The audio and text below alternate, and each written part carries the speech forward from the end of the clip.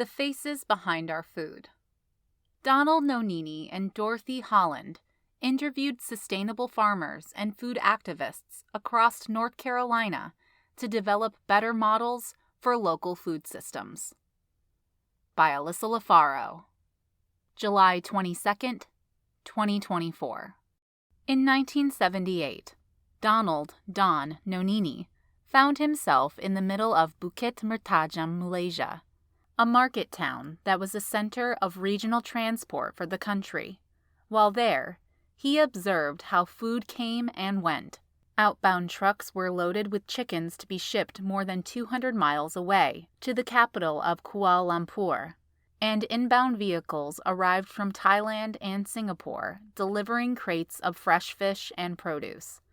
That scene in the Malaysian market is something Nonini thinks about now as he evaluates the global food system and its struggles. For example, industrial agriculture is responsible for 1/4 of global greenhouse gas emissions, and in the next 20 years, it could lead to the extinction of up to 1 million plant and animal species. Nonini's latest project, Food Activism Today, Sustainability, Climate Change, and Social Justice, a book based on research completed in the mid-2000s, addresses alternatives to industrial agriculture. He and Dorothy Holland, a longtime Carolina anthropologist who passed away in 2019, interviewed food activists from the mountains to the coast to uncover the state of the sustainable movement across North Carolina. More specifically, they wanted to understand the motivations of food security workers and sustainable farmers, the impact of class and racial hierarchies, and the ethics and issues surrounding alternative approaches to food production. Food activists are our best chance for building a sustainable and just agriculture outside the dominant fossil fuel-driven industrial food system, Nonini says. For our own sakes, and for those of the younger generation, we need to change the food system, or else we're not going to survive. Anthropology Adventures in Asia. Nonini found himself drawn to Asian cultures from a young age. After graduating with a philosophy degree, he took a Mandarin course and was ultimately drawn to the anthropology PhD program at Stanford University, because they had one of the greatest living Chinese language experts in the United States, according to Nonini. His name was G. William Skinner. He's known today for being a great historical anthropologist of China, and he was interested in rural marketing systems, which are all about food, and how they're connected to urban areas, Nonini explains. After joining the Carolina faculty in 1987, Nonini spent the next 2 decades visiting Malaysia for his research. He found a fast friend in anthropologist Dorothy "Dottie" Holland, who joined the university in the 1970s, and whose previous work also took place across the globe, specifically in Samoa. But going to the other side of the world is demanding, and Nonini needed to shift some of his focus to the U.S. He, Holland, and 5 collaborators came together in the late 1990s to work on a project in North Carolina. They spent 1 year attending public meetings and interviewing locals in communities across the state to gauge how people from all walks of life experience politics beyond voting. Their book on this work, Local Democracy Under Siege: Activism, Public Interests, and Private Politics, won the Society for the Anthropology of North Carolina Book Award, and set the stage for their next and most recent project, Market Over Matter. One of the fundamental tenets explained in Local Democracy Under Siege is neoliberalism, an economic philosophy that supports minimal government interference in the economy and encourages free trade, globalization, and deregulation. Neoliberalism was this idea adopted by theoretical thinkers in Europe in the 19th and 20th centuries that basically said the state can't meet human needs, Nonini explains. Only the market can meet human needs, and anything that gets in the way of an optimal market functioning will not lead to the betterment of society and the welfare of the people in it. An example of neoliberalism is the outsourcing of goods to the lowest bidder.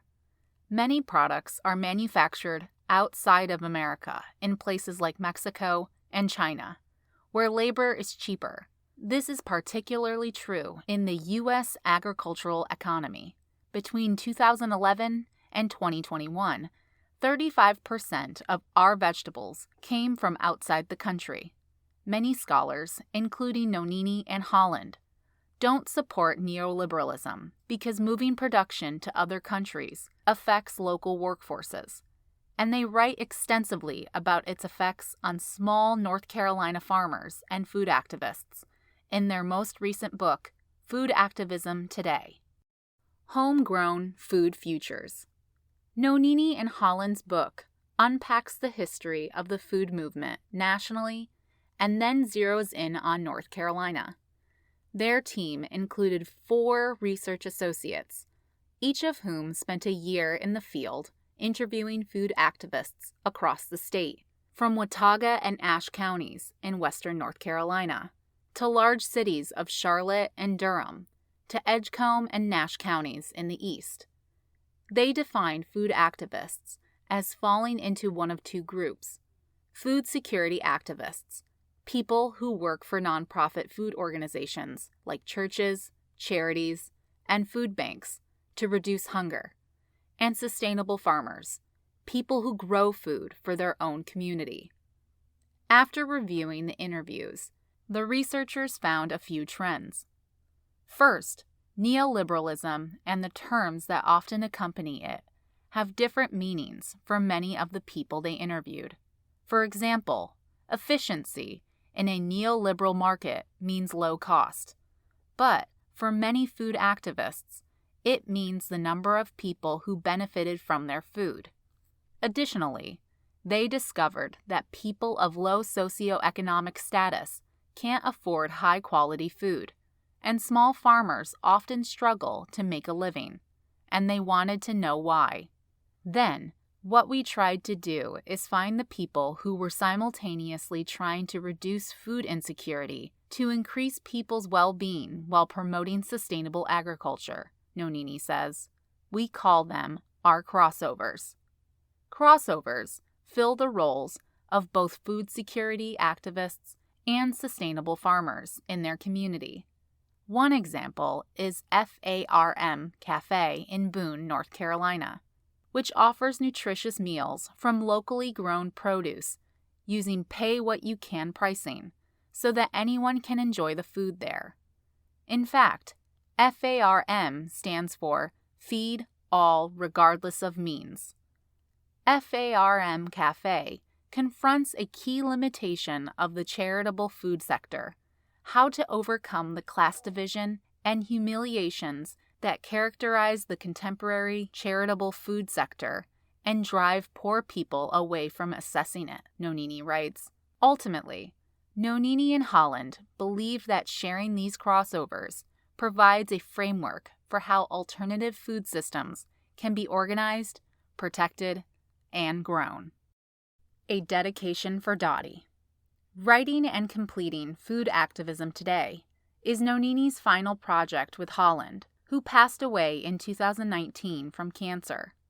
From 2012 to 2016, Nonini met with Holland every week to discuss the project. Even after her retirement and diagnosis, they continued to work together regularly. We continued this weekly rhythm of collaborating together, with interruptions for chemo and recovery, to within 3 weeks of her death. On April 13, 2019, she passed away, Nonini shares. I was devastated.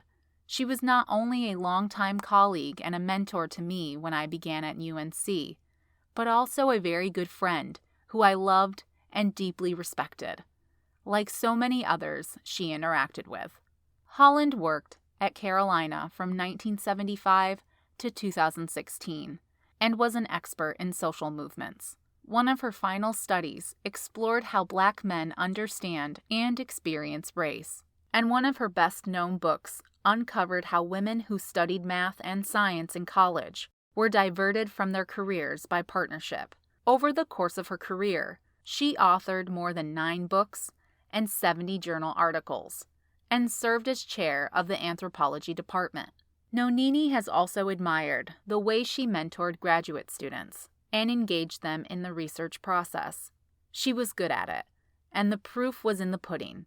In 2017, more than 30 students and faculty honored her accomplishments at the American Anthropology Association meetings in Washington, D.C. Although I loved writing this book, writing is difficult work, Nonini shares. Sometimes you do it because of the love of the subject, and sometimes you do it out of a sense of loyalty to the colleagues and friends whom you have worked with. Here's to you, Dottie. Donald Nonini is Professor Emeritus in the Department of Anthropology within the UNC College of Arts and Sciences. Dorothy Holland was the Boshamer Professor Emeritus of Anthropology in the Department of Anthropology within the UNC College of Arts and Sciences.